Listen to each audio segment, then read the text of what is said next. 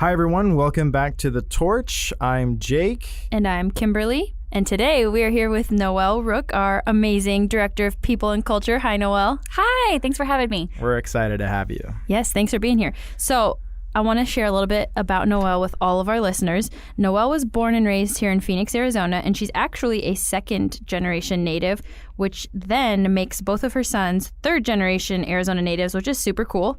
She graduated from ASU in 2006 with her Bachelor's of Arts in Communication, and she started working for BBB in 2007, and the rest is history. She's been married to her husband, Jason, for 6 years, who I got to meet today. He's super nice. And they have two beautiful little boys, Jacob, who will be 6 on the 21st of November, and Nate, who is 2.5. That's right. So welcome. Yeah. Thank you. Yeah, Thank you're you. welcome. So, Noelle, first things first. Mm-hmm. Tell me about your whole life story. How much time do you have? Day one to today. The abridged version. Really? The rundown, like a few minutes. Like, we always like to know. Yeah. I didn't actually know you were a second-generation native. When Felicia was here, we learned that she is from Chicago, was born there. Mm-hmm. So just talk to us about what it's like to be, because this is 3 Arizona natives sitting at this fine table. Yeah. What did your mom do? So my mom grew up in this area, actually. She went to Arcadia High School, like the same high school that like Steven Spielberg went to and Linda Carter, right? What, pedigree. Yeah. But she hated it because that was the preppy school and she was a hippie. Oh. So she used to hang out with a lot of kids at a different high school that were more hippie-like, right? And they used to go to Encanto Park. They went to Taco Bell every day. But my mom... She's a very inspiring person in my life. She started working as a secretary. Back then it was called Garrett Allied Research. So now it's called Honeywell. So it's gone through a few name changes. But she started as a secretary there and kind of worked her way up. She never went to college. She had a high school degree and just worked hard, had a great work ethic, and was very smart. And went up to like administration, then went into finance, and she worked there for 45 years, I believe, and retired and is doing like amazing. Like, I mean, she's like goals for me, you know. She faced a lot of challenges, you know, because my father, her husband, passed away when I was before I turned 16. So they're kind of like going through their lives, and all of a sudden she's a single mom, and she had to put 2 kids through college, and you know, so she's amazing. Like, I have no idea what I would do without her, and we talk every morning and every night. You know, like I have a long commute. Like it takes me usually like an hour. So, and I have Bluetooth set up. So as soon as I get in my car, I'm just like, "Hey, Mom, what are you doing?" She's retired, so she's like, "Well, I'm watching this show on Netflix, and I'm gonna mop my floors, and then I'm gonna go to Target, and I ate this for lunch." That's the life. But it's yeah. So for me, I think because she got her start in administration, I had always thought that was going to be like my ticket to where I wanted to start. Like I knew that was kind of like what I could go for as my in, and that's kind of how I actually like got in at BBB. So that's kind of interesting. Awesome. Yeah. Did you have any fun jobs when you were in high school and college? I did. So, do you guys remember? Excuse me, PacSun? I do remember PacSun. Yeah, the place. Right. Okay, so I grew up in Phoenix, right? Like I was a mallrat for sure. Like and Which was your mall? What was your PV mall? PV Mall. Whoa, Paradise Valley that Mall. was a fancy mall.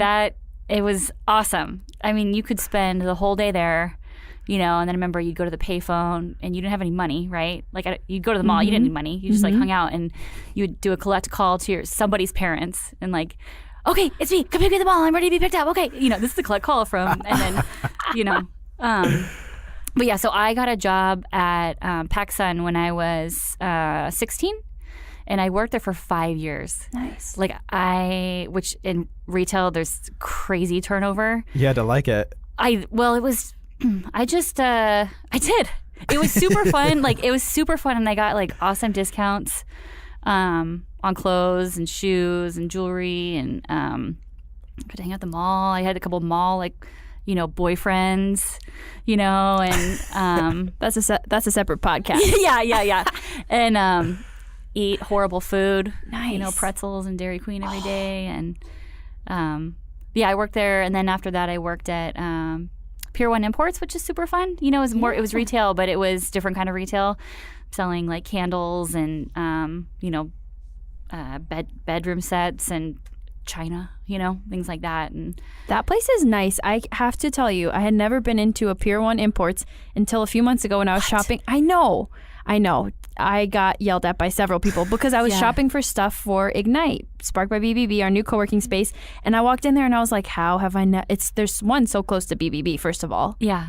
And then they had like exactly like all the kind of corrugated metal stuff we're doing in Ignite. They had all of it, and there was like a sale and there was a coupon. Yeah. And then there was like a clearance rack with all those yellow pillows that we got. And I was like, wow, Pier One. Yeah. I still go there. I just shopped and bought like 4 pillows, Christmas pillows. I'm like getting excited for the season. So Nice. Yeah. So those were like my 2 big jobs before I transferred to BBB, because I was like 23 or 24 when I started here. So, what brought you to BBB? So I was sitting at Pier One day in my little Pier One apron, and I was like, why do I still work here? Like, I have this degree, and like I hate working weekends and nights and holidays, and I feel like I have paid my dues to the retail world. Everyone should work retail. I agree. Everyone should work retail to learn how to treat other people. I just actually, Noelle, I'm not joking. I gave a presentation at Grand Canyon University a few nights ago, and that was one of my tips to the students, because they're all in the honors college. Most all of them were business students. And I said, if you have never, I didn't make them do a show of hands, but I said, if you have never worked retail or restaurant, because I worked all restaurant jobs, you need to do that between now and when you graduate. First of all, it's easy money. Secondly, you will be the kindest person and very patient, even when you're annoyed, because you know what it's like to be on the other side of just the rudest people. Oh, yeah. Yeah, and make them love you. Yes. Yeah. Did you ever have someone make you cry? No. Okay, that's good. No. That's good. That's very good. No. Yeah. I'm guessing you have, Kimberly. Probably pretty close one time. Yeah. I think I didn't cry in front of them because I didn't want them to know, but it was at In-N-Out Burger, and it was someone who was really just the rudest. And I was like repeating their order back to them exactly how they were saying it, but then they just like kept repeating it back the wrong way. And so then I was saying, it was like such a simple thing. And then they asked me, they're like, what are you, stupid or something? And I was like, no, I'm in college. Like, that's really so awful. awful. It was. But you know what? It's like I laugh at it now because it was a great experience because I kept really calm at the time. Yeah. But people can be vicious. They really can.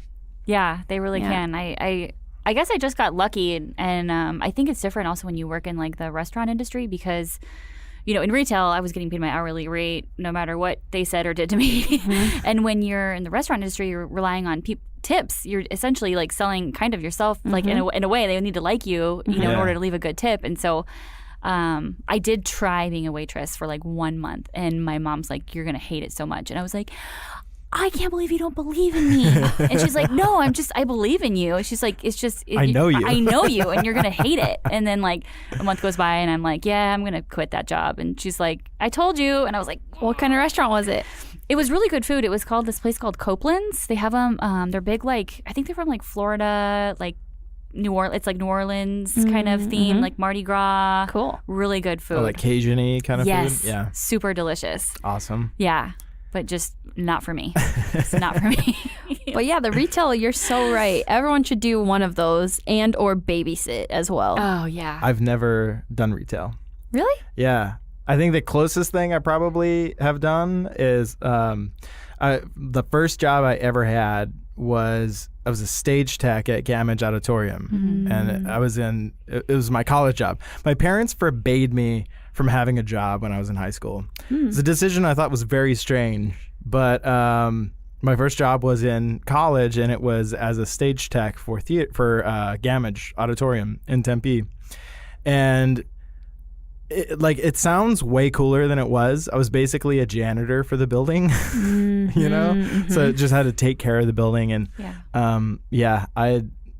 at first I was like enamored with the idea that I got to like see the behind the scenes of like the theater world. That's what I was thinking. It sounds fancy. Well, until you realize that everyone in the union has just the worst attitude, you know? And then you're like a young person, so they look down on you and don't really treat you very well.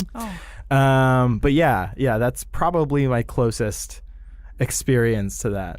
It builds a good work ethic, I guess, and a better attitude. And a resentment towards authority as well. Yeah. Also just controlling your emotions too, because you just learn that I gotta sell this shirt, and you know, like it doesn't matter what I just happened to me before I walked in here.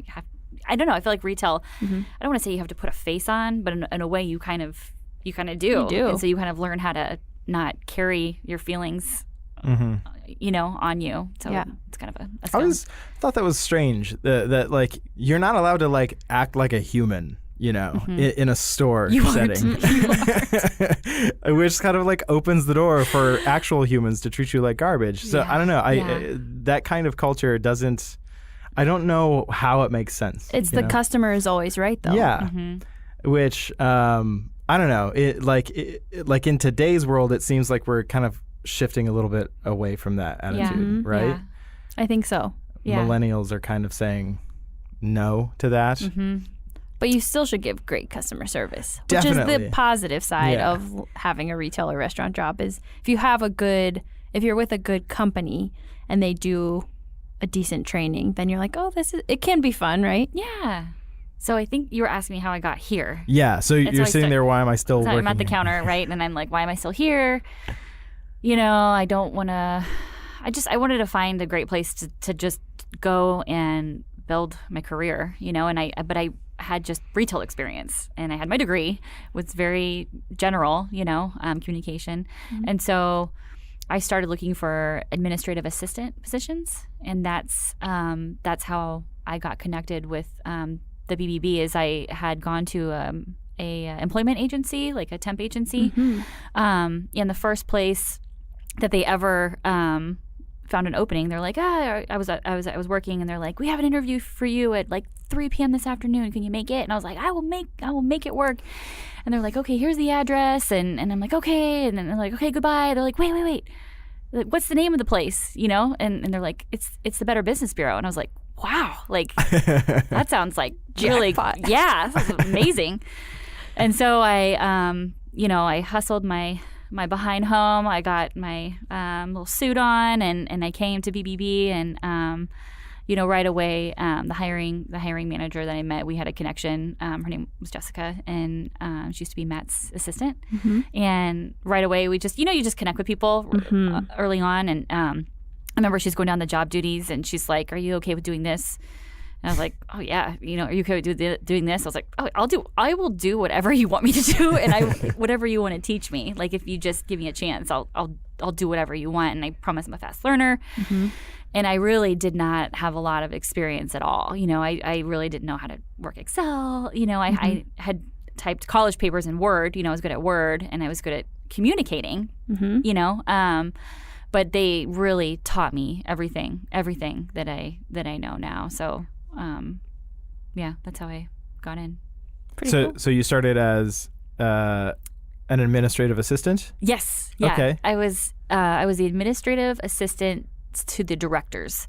So so Corey, I had several, and Felicia, and Helen. And they were all kind of my bosses. And so I just went around to all of them, and I was like, "Do you have something for me to do?" And they're like, "Yeah, do this." And I was like, "Do we ever?" Yeah. And I hate being bored. So like that's, so I will do anything, And so just a lot of funny experiences that you get when you're kind of the go-to person for, things that don't fall nicely in someone's job description. Just you kind of become that person that everyone kind of goes to, and just got to roll up your sleeves and get it done. So I started as the administrative assistant to the directors, and then Matt's assistant, Jessica, had moved on, and I think that was about 8 to 9 months I had been at BBB, and they had asked me, "Hey, do you want to be Matt's assistant?" And I was like, "Yeah, heck yeah." Yeah. So I was his assistant for like 7 years. And then, we've just grown and grown and grown. And Helen, who's our VP of Finance / controller, she was kind of doing everything, HR, administration, finance, and she just couldn't do it all. It's just a lot. And so they said, hey, would you mind learning some like benefit stuff? And I was like, oh yeah. And then would you mind helping out with payroll? I was like, sure. And then I remember we went to kind of an HR conference. I remember I thought it was going to be super boring because it's all like legal stuff and things that are supposed to terrify you about like employment law.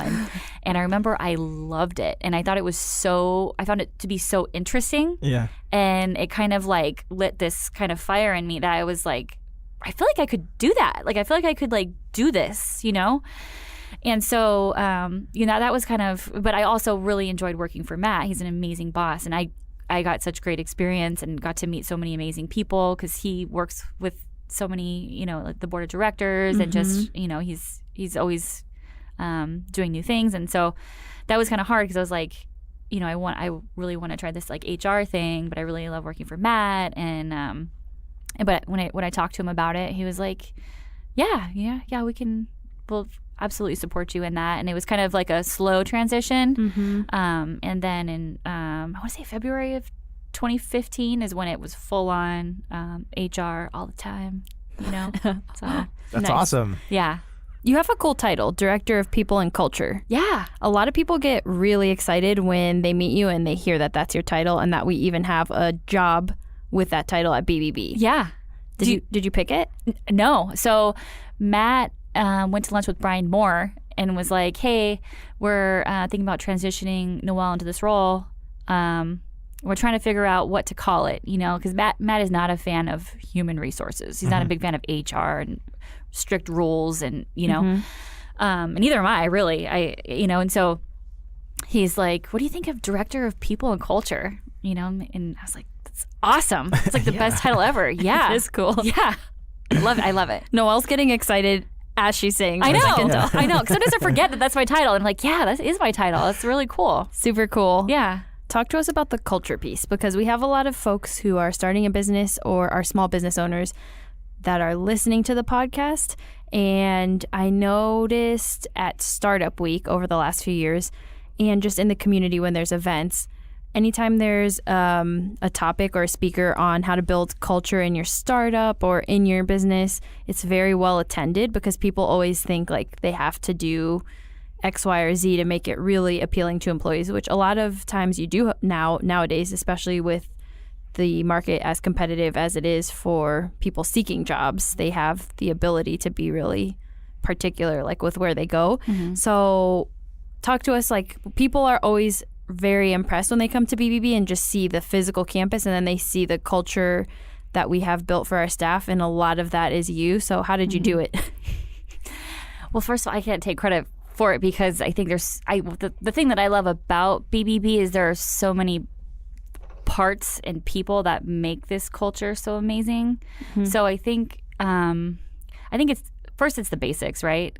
Offer good pay and good benefits, right? Those are like the basics that you need. And then it's really you just got to be creative, right? On all this, it doesn't have to cost a lot of money to make a great environment.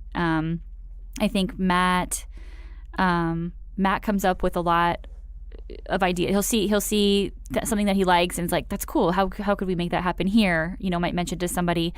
Also, he's really open to like ideas from staff, and really lets us kind of run wild in a way with some of our ideas. Like, he rarely will say just no to something. Sometimes he's like, maybe work it out a little bit more so it's more like this, and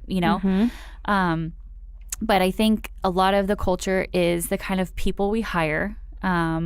We hire great people. We hire nice people, humble people, respectful, and a lot of it is, we have an awesome team committee. So we have actual like committee of people who are dedicated to educate and motivate. That's what the team stands for.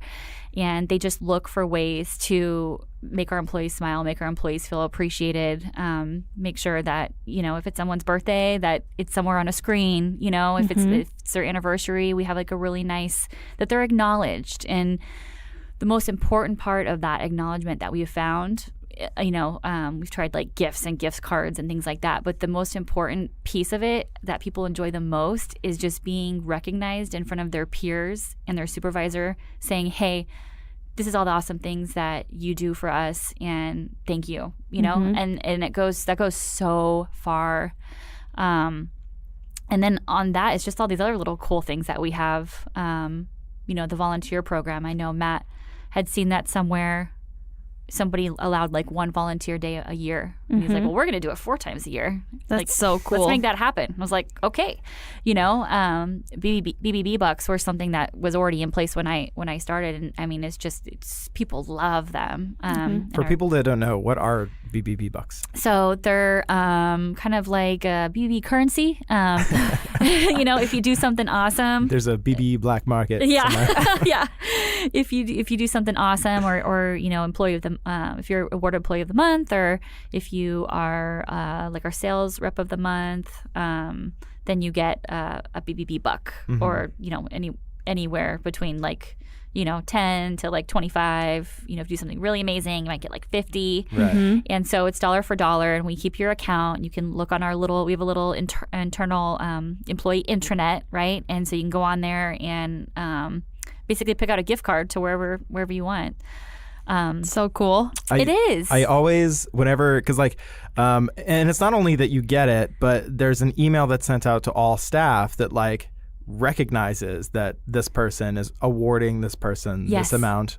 And I always think of Harry Potter when they say like 10 points to Gryffindor. Oh, yes. Yes, that's so true. Yeah. So no, it's that kind of like public recognition system as well. Yeah.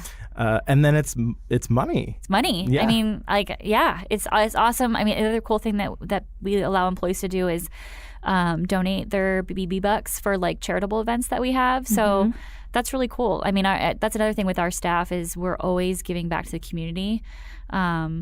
Be it through service or through monetary donations. And we have a great reputation with a lot of organizations in the Valley who, when they have a need, they'll contact us. And we're a nonprofit, so it's kind of ironic, right? Because we need money too, right?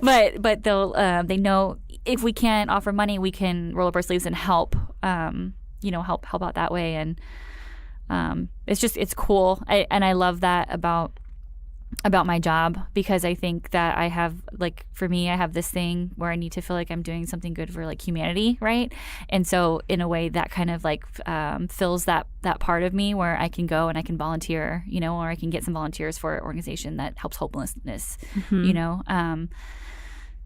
So that's what I love. And we do, and then when we moved into this campus, it was even like... so many more opportunities, right? Yeah. It was like, okay, we already had an amazing culture. And now it's like, it's just, we're blowing it up. It like exploded. Literally, it exploded is a great word. Yeah. Because like people walk around there and they're like out of their mind. Like, what? You have a Zenden? And we're like, yeah. And like, honestly, the Zenden...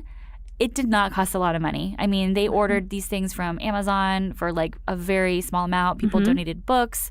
We just got some little flickering lights. It's really nice, though. It's so nice. And it's a space dedicated to like, hey, stop what you're doing and go chill out for a minute, And that was a space that we actually did create that wasn't already here. We also have that like a massage chair, which is amazing, that we inherited from McMurray. So that was cool. And we do okay.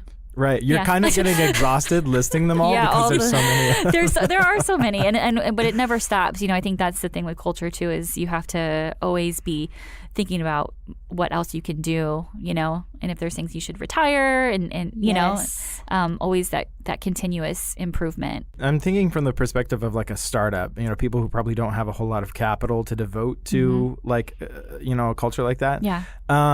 What's an example of something we've done here that didn't really take a lot of money or time, which is money, to implement that like just had a really great effect? We've done some cool things, right? So, after the like economic downturn, right? 2000, because I started in 2007, and it was like, everything's amazing, right? And then it was like, whoa, like we need a, because for BBB, we're supported by businesses, right? And a lot of businesses went out of business. And so we had to find a way to like, really minimize our costs. The last thing Matt ever wanted to do was like let anybody go, so it was like, we need to find a way to still make this a great place to work with nothing. Like, I mean, basically, and so for like our, we always have the monthly meetings, and it was like, okay, we're getting pizza every single time, we're going to go the cheapest route to feed everybody. But then like we got creative, and we went to, we'd had a barbecue at a park. So we went to the park and we bought a kickball, and we got a cake from Costco, and we brought, hot dogs and weenies, and we threw charcoal on the grill, and we grilled, and it was so much fun.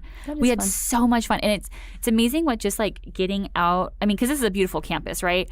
But even just getting everyone out into a different location and just having fun. And it was, I remember this one guy fell and like hurt his leg and was bleeding, and it was like, but it was so fun though. Like it was before I was in HR when that happened.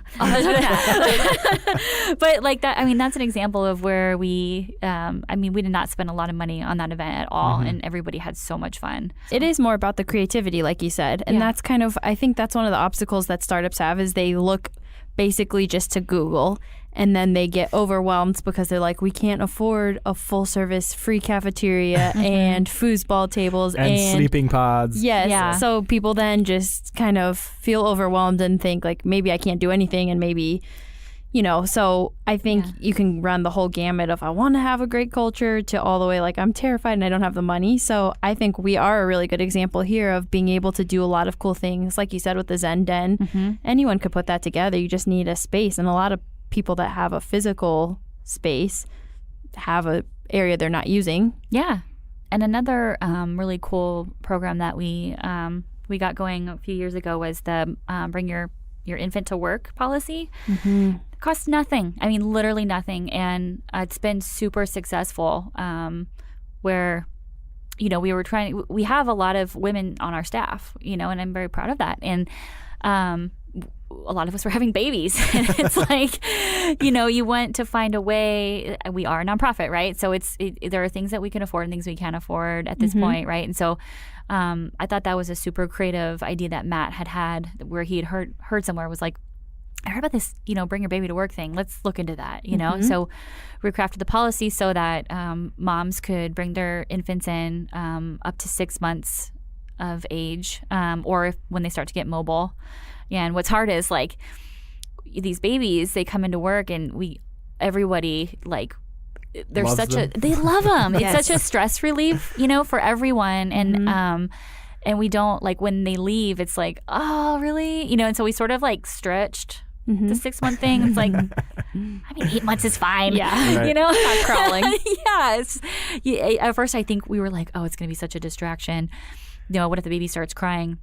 And I don't know if it's something about the office, like an environment like this, where the babies get used to different people, and so they're like, I don't know. It's like, it makes them like people babies. Little It socializes them faster, right? It does, yeah. So they love people, Yeah. And different people, and so that costs us nothing. That was great. A little like detail to that just adds so much more to it. I think Michael, who's our in-house graphic designer, printed out a placard he prints out the placards for the babies too. Yeah. So they get to, they're officially BBB staff as well. That is fun. Yeah. But and like you said, Noelle, it doesn't cost the organization, but it's a benefit to the parent, because it's could save them thousands of dollars over those first few months from childcare, right? Yeah. Not only that is,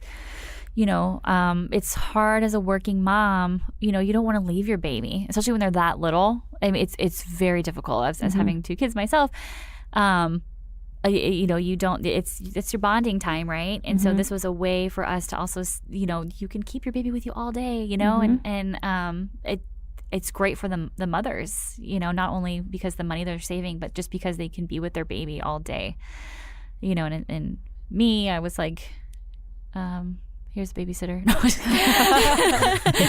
yeah, it's just hard for me to focus when my kids are around. I just want to hug them and kiss them, and you know, while they're here. So Yeah. There's a lot of small businesses and entrepreneurs that listen to the podcast, that interact with us at BBB, and there's a lot of folks that are trying to start their own business or venture in Arizona. And the other piece, in addition to culture, that's very intimidating to folks is the HR piece. Mm-hmm. What can we teach somebody who's listening to take as like the first step? you know what I think is, if you like establish your kind of values for your organization, like if you have like, this is the kind of organization I want to have, like this is what I want it to be, and you write them down, and all of your decisions, it's like you come back to those values, and do these values fit for the decision? If it's yes, then proceed. If it's no, then let's go back, and I think it's like with the first people you hire, if they don't fit into your values and what you're kind of about and what the kind of business you want to grow, I think that's a great starting point for anyone is, what is important for you? Like, what is your vision, of your business, and what is your values? And I think those kind of guiding principles can help. I think you're absolutely right. Even if it's like they don't even have to be your first step. Like maybe you've started your company and you didn't even think about the values to begin with, right? Yeah. But then you kind of find yourself in this hard spot where you're like realizing I'm constantly having to fire people. Things aren't going the way I want them to. I've talked to so many businesses just in my time here at BBB who've said that once they finally realized that they needed to develop these values, everything kind of turned around for them. Yeah. Because then they started staffing their business with people who were good for the business. Yeah. And even like personally, like we could do a plug here, but like, peak values, right? I mean, I really, that was very eye-opening for me because, you have your own values, right? And my number one value, and this one has not changed since last time I did the exercise. They have these amazing cards, you put them down and rank your values. And my top peak value is balance, because I'm always trying to balance, being a mom and being an awesome employee. And it's so hard, and it's like always, and it's a value and it's like a goal at the same time. Like I'm constantly trying to, balance those two, and it's not easy, but it's just personally, it's like if you look at your values and it's like, okay, am I living my values, and if I'm not, then maybe I need to change something or, do something. So I like it. Speaking of acronyms and other things, one of the cool things I learned from Noelle, which she learned from one of our members in the community, is BHAG. Do you want to talk about BHAG? Do you have a BHAG? It's like a big, hairy, audacious goal. Yes. Yeah. It's a big like shoot for the moon goal, right? That maybe isn't next year or 5 years. Maybe it's like 10 years from now. That's your big, hairy, audacious goal. And I don't know, like I feel like I always just want to like be happy. It's like so simple, but like I feel like it's important to like stop and like just evaluate your happiness level, right? And if something's not making you happy, then address it, and try to do something about it. And I just want to, my big, hairy, audacious goal is just to be happy, like in life, like just in like enjoying what I'm doing, feeling, I had this like epiphany earlier this week that I was like feeling very useful. Like I feel like I'm getting a lot done. And I was like, I'm feeling very useful right now. And I realized that made me feel like really happy. Like it made me feel like I had a purpose. Just, we've gone through a lot of changes this year, and big, huge changes with merging, right? And so we've had to merge employee benefits and merge our 401k plan and merge our employee handbook. And, and I've been like a small part of that. A huge part of it. Yeah, it's like a huge part of it. And so I'm feeling very useful, and I think it's important for people to feel like they're useful. And I don't even know how I got to this point, so I'm sorry. Just the BHAG. I think that's really good. That's though. right. Sorry. That's a huge piece of just business management and longevity. That was one of the main things we wanted to ask you about, Noelle, was Jake and I were in the team meeting that we had this week, and like you mentioned, we recognize staff every month when it's their anniversary with the organization, and not a lot of companies do that, or they don't do it in a public way, kind of like you mentioned. And we both were so surprised. This month was an especially good month because we had a few people that were over the 10-year mark, 14 years. We had 7 years. And then we had one employee who's been here for 46 years. And that was one of the things that sparked for Jake and I, like, how do we do that? Because turnover is so high everywhere. And basically, I think, or my guess is that one of the ways we do that is people enjoy what they're doing and they feel useful and they feel like they have a purpose. And that's and that coupled with good benefits, I imagine, is why people stay. But do you have the golden answer for people who are listening that want to have employees forever and not have them leave? Yeah. I think it all comes down to like culture fit, right? It's people, not everyone like that comes here fits the culture, and they usually like leave on their own, and if you fit the culture, you do. If you work hard and you're respectful and you try your best, that you're perfect for a BBB. I feel like I said, we have really great employees here and good people, and I don't know. And Matt's just awesome. I mean, he's such a visionary, and we never are. Where we are right now is not where we're going to be in 1 year, 5 years. And I think that is what is cool. Is it's an exciting place to work. Like, it's always changing. It's never the same day ever. We're making moves. Always. Yeah. Like, we're always doing something new. Like, all the time. Like, it's like you just keep going and you're going. And if you're somebody who likes like a dull job and you just want to come in and do the same thing every single day and leave, and then it's probably not a place for you. Yeah. So I think we appreciate our employees a lot, and I think I feel like if they appreciate us, we appreciate them, and it's this nice little like thing that we have going on. And I think that's why we have employees, that have been here for almost 50 years. Another one that's been here for almost 30 years. I'm coming up, like, now I'm shooting for my 12th year here. Nice. And it's you grow with this place. And I think that's another thing too, is like the opportunity for growth here is endless. Like, if you want to do something, try something new, do more than what your job description is. We're like, cool, give it a shot. We still need you to do these things on here, right. But like, let's carve out some time for you to try this out. And I think that's really cool for employees, is they're not stuck in just doing the same thing all day. They can join a task force and help plan an event, or they can, go out and give a presentation about BBB, or, we're totally open to whatever their passions are. And, I think a lot of that's kind of some things that. Nice. Yeah. It seems like a huge thing that like you're kind of hinting at is like, it all kind of starts at the top, right? Like, and not only like with Matt, but we have a wonderful board of directors that, for lack of a better word, are on board with all of this, right? Yeah, absolutely. They really trust Matt, and Matt, like, comes up with these ideas and is like, goes to the board and is like, hey, we want to do this, and they're like, awesome, maybe just do this, and this, and then and then they allow staff to really run with it, So we're super blessed for sure. So speaking of your love of humanity, Noelle, we ask everybody that comes on this show, if you could meet one person, living or dead, who would it be and why? And you gave us a sneak peek of who you're going to choose. Oh, I haven't seen this. Oh, this yeah. Yes, I've hidden it from you, Jake.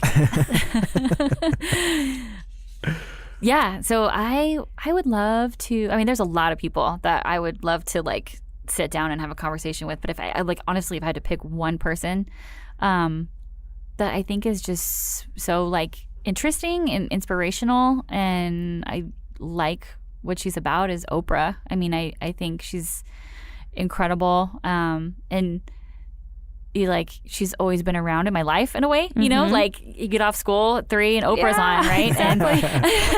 And I remember and then later on, because I feel like she had more like controversial stuff like in the 90s, you know, and then it got to be like really like human stuff, like where you would connect, and I would be like every day I'd cry when I'd watch Oprah, like every day, like it's like I'm not gonna cry, and then I ended up crying, and I just love all the great things she does, and I loved when she would like give all the stuff to the teachers and the schools that she opens for girls, you know, and I feel like she uses her powers for good, you know, and I just love that. I just want more of that, you know. Yeah, I agree. Yeah.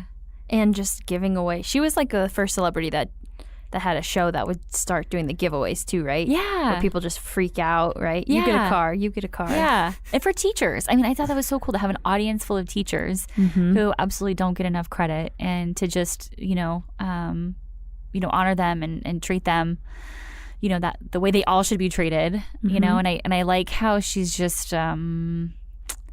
deep, you know, like I like that, like I like having meaningful conversations about deep stuff, you know, and so I would love to have like a conversation like that with Oprah, like tell me like the answers I've been looking for. You know? That would be cool.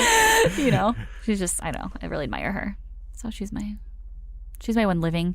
And then like if it was somebody who had passed away, I find like Janis Joplin really interesting. Ooh. Oh wow. Yeah Good she was a fun girl. Yeah, so she'd probably be the one if somebody was passed away that I'd want to talk to. Thank you so much for being here today. Oh, You're awesome. Oh, thanks. I realized I didn't say thank you either. I was just quiet. I was just like, no, you gave me that was little like the perfect way actually, because I feel like you don't have to do any.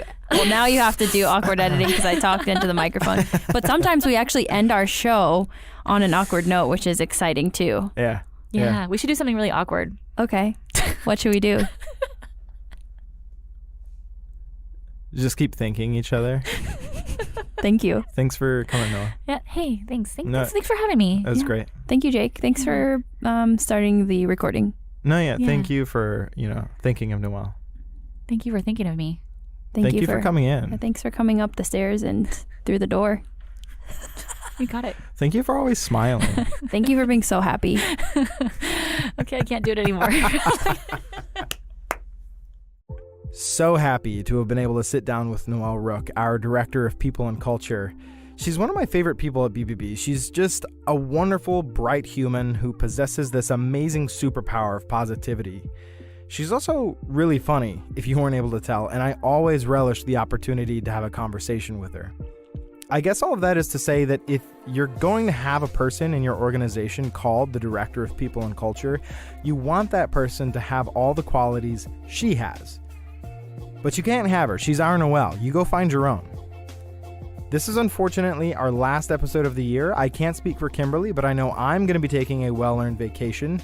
People keep asking me where I'm going, and I just keep saying my apartment. Staycations are a form of vacation, so, just putting that out there. I want to wish everyone listening the happiest and safest of holidays, and you can look forward to new episodes of The Torch beginning in the middle of January. Don't forget about us, because we've got a bunch of great interviews lined up.